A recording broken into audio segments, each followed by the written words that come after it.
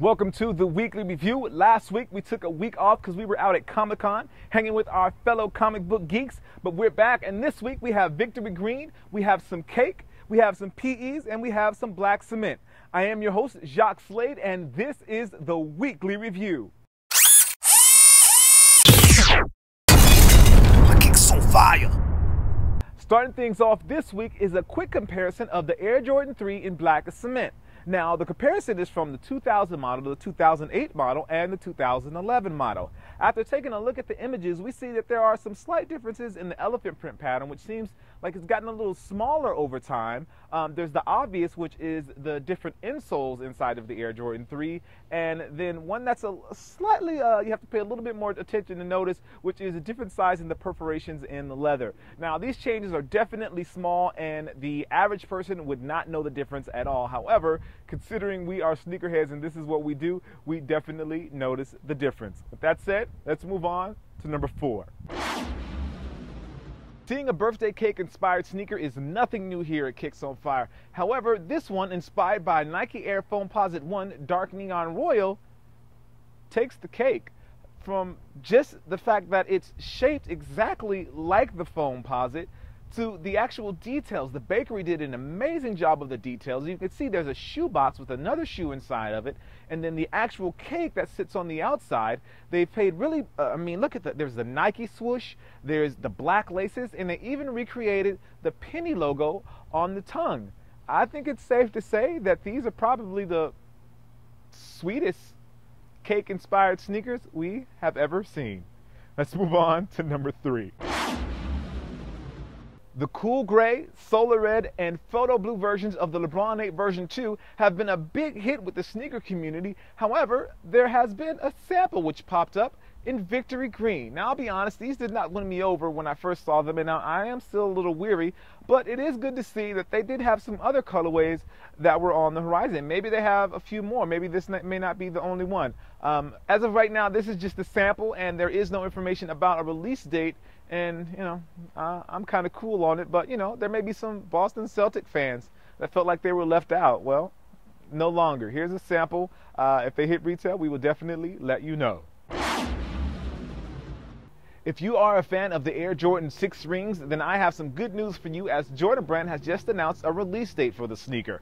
September 17th will be the day that retail locations around America receive the motorcycle-inspired sneaker. I personally am really excited because I really like the carbon fiber overlays. There's also that gray hit on the heel, the white midsole, and then the translucent outsole. All of that together, really, really dope. And it may be just because I'm kind of getting into motorcycles right now, but that's another story entirely. Again, look for these to drop on September 17th. Coming in at number 1 this week is the Kicks on Fire contest for a free pair of Air Jordan 11 Concords. Now, to be honest, this is really not about the contest, but more about feeding hungry families in Africa.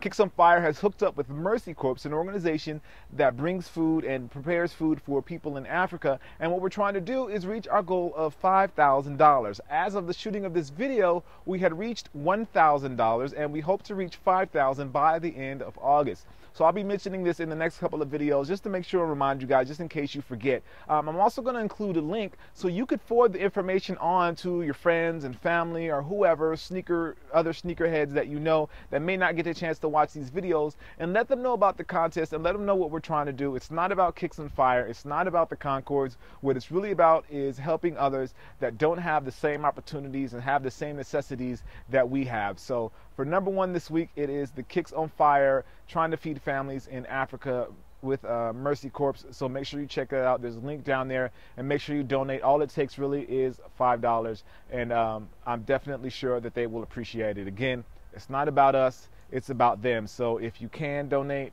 please do. With that said, let's move on to our honorable mentions.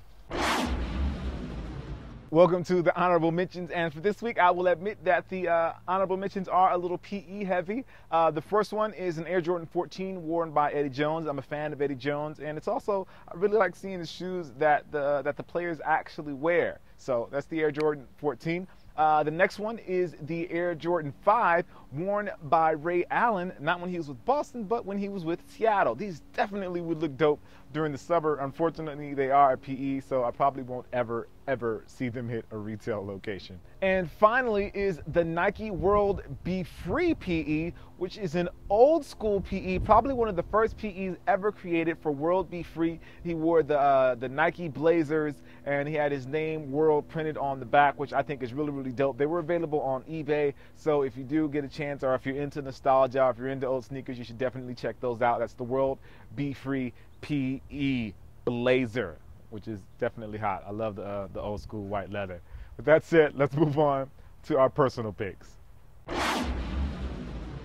For my personal pick this week, I'm going with the Reebok Court Victory Pump bomber jacket. Now, I have been a fan of the Reebok Pump since I saw D Brown wear them in the dunk contest. So, despite however, Reebok has transgressed or moved on since then, I'm definitely still a fan. And the fact that it's in brown and it has like these bomber jacket accents to it definitely make it hot in my book. So for my personal pick, it's the Reebok Court Victory Pump bomber jacket. Now, let's move on to the question of the day, where things get really interesting. And this week for the question of the video, well, actually, let's start with last week. Last week I had a very interesting question for you guys. The question was, does a custom sneaker equal a fake sneaker? Which is a comment I received on one of the weekly reviews in prior weeks. So I have got a lot of great responses from you guys, as I usually do. So I'm just going to read a couple of them. These first two were from the website. This one is from Tapman Tall. And Tapman Tall says, a custom shoe is no different than changing the laces. As small as the change as that is, it is still a customization. The original shoe is what the base is. However, it gets modified to how the person chooses to wear it.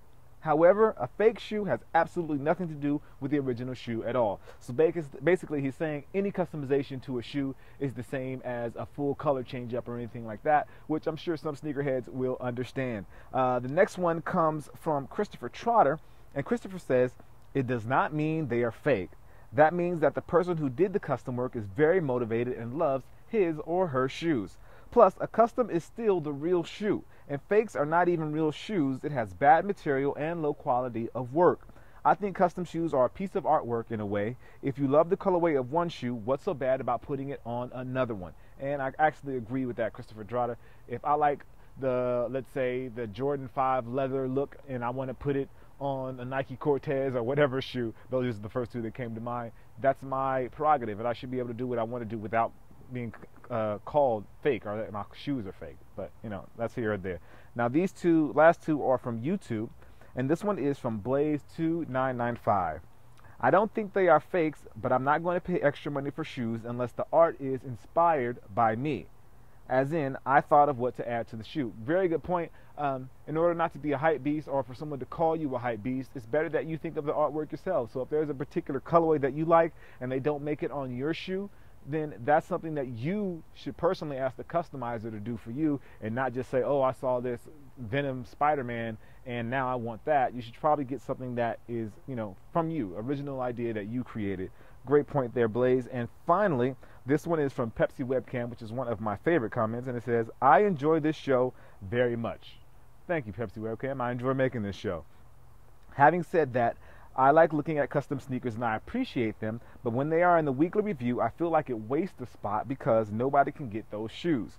Mizzy Customs are amazing, and I will buy a pair in a heartbeat, but you can't buy them, so it doesn't matter, but to each his own.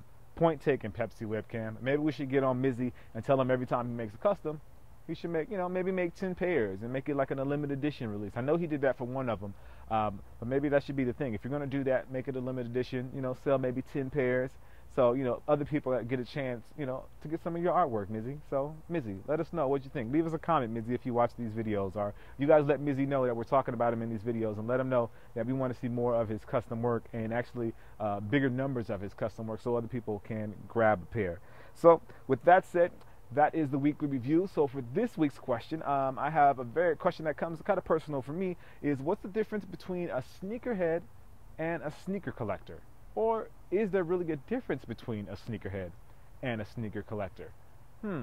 I have my thoughts, but I definitely want to hear yours. So make sure you guys leave me a comment. So that's the end of the weekly review. As always, I appreciate you guys watching the video. If you have the opportunity, make sure you comment, subscribe, and even favorite. If this is one of your favorite weekly reviews, don't forget to favorite the video. If Twitter and Facebook is your thing, then that information is always down below. Again, I am your host, Jacques Slade. This is the weekly review, and I'll see you next week. Peace.